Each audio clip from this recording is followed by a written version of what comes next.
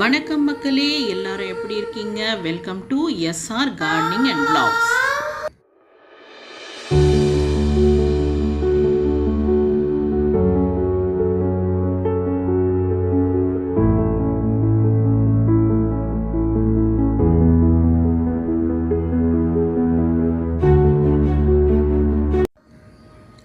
இந்த வீடியோவில் நீங்கள் பார்க்க போகிறது அடினியம் பிளான்ட், டெசர்ட் ரோஸ்ன்னு சொல்லுவாங்க.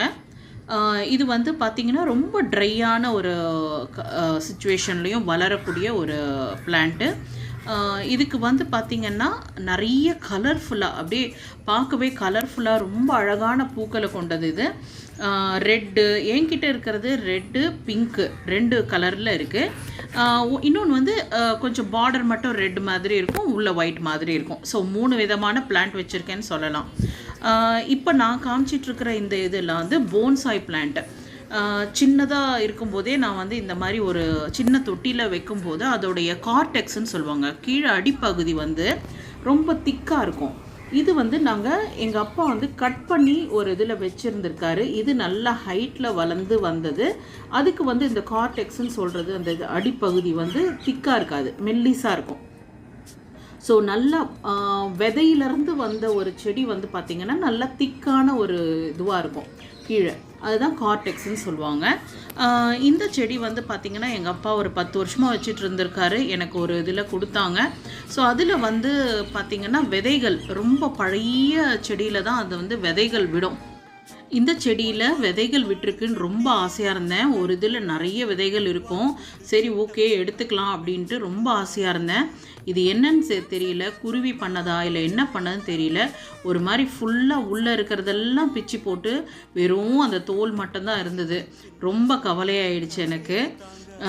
இது வந்து ரோஸ் கலர், ரொம்ப வருஷமாக இருக்கிற ஒரு செடி இது. இதில் இப்போ இன்னொன்று வந்திருக்கு. இந்த செடி வந்து பார்த்திங்கன்னா நான் ஒரு ஹோட்டலில் ஸ்டே பண்ணியிருந்தப்போ அங்கே இருந்தது.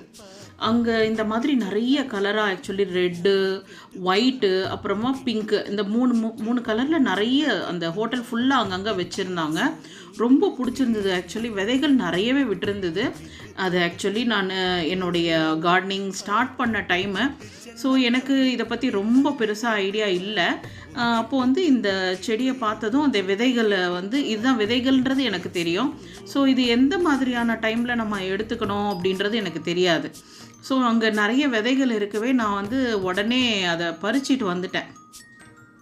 அந்த பச்சையாக இருக்கும்போதே அதை பறிச்சிட்டேன்.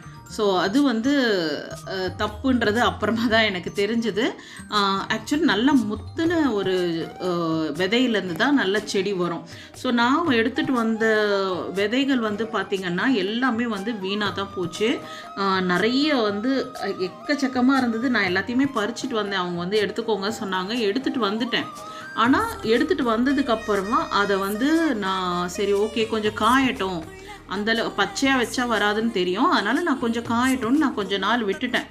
ஆல்மோஸ்ட் ஒரு 3-4 மந்த்ஸுக்கு நல்லா அப்படியே நல்லா இதுவாகட்டும்னு விட்டதுக்கு அப்புறமா கூட அதை நான் வச்சு பார்த்தப்போ எனக்கு ரிசல்ட் தெரியலை.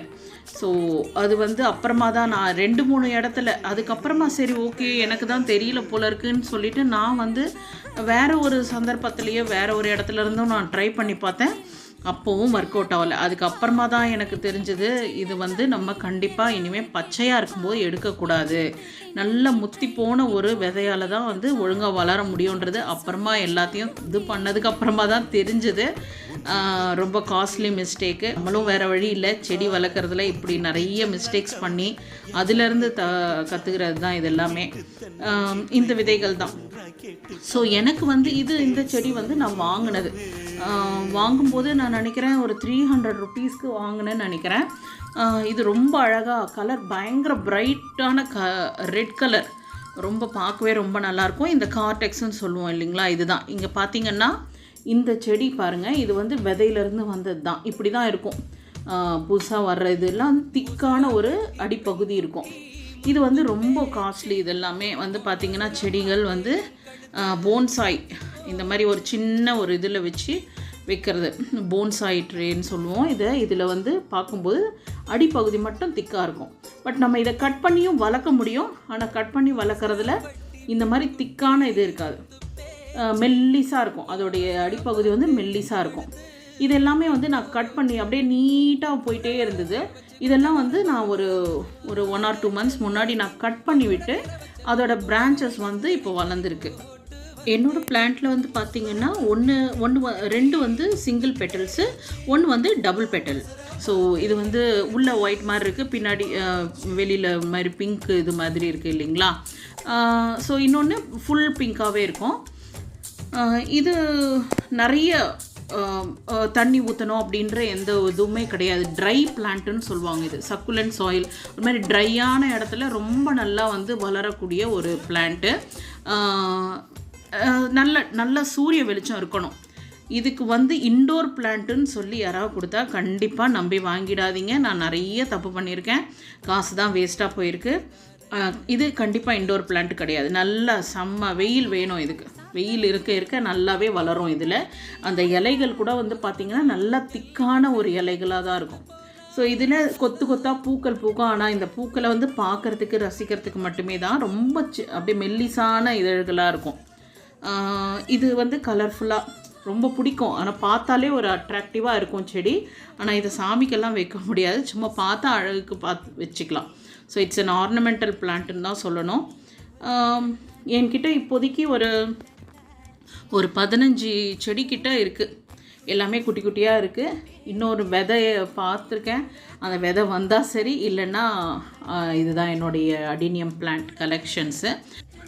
ஸோ இந்த அடினியம் பிளான்ட்டுக்கு நிறைய சூரிய வெளிச்சம் தேவை. நல்ல வெயில் இருந்தாலே நல்லா வளரும். சாயில் ட்ரையாக இருக்கணும். வாரத்தில் ஒரு 2 நாளைக்கு நீங்கள் தண்ணி ஊற்றினாலே பெரிய விஷயம். பரவாயில்ல, போதும். தண்ணி இல்லாமல் அது ரொம்ப நல்லாவே வளரும். அதுக்கப்புறமா விதைகளை வந்து நல்லா காஞ்ச முத்தின விதையாக இருந்தால் தான் நம்ம எடுத்து யூஸ் பண்ணணும். சைடில் வச்சு அது ஒரு தனி வீடியோவாக போடுறேன். இந்த வீடியோ உங்களுக்கு பிடிச்சிருக்கோன்னு நினைக்கிறேன். எனக்கான எக்ஸ்பீரியன்ஸ் எல்லாமே உங்கள் கூட ஷேர் பண்ணியிருக்கேன். பிடிச்சிருந்தா ஒரு லைக், ஷேர், கமெண்ட் பண்ணுங்கள். நம்ம சேனலை சப்ஸ்கிரைப் பண்ணி வரக்கூடிய வீடியோஸ்க்கெல்லாம் உங்களுடைய சப்போர்ட்டை கொடுங்க. தேங்க்ஸ் ஃபார் வாட்சிங். பாய்.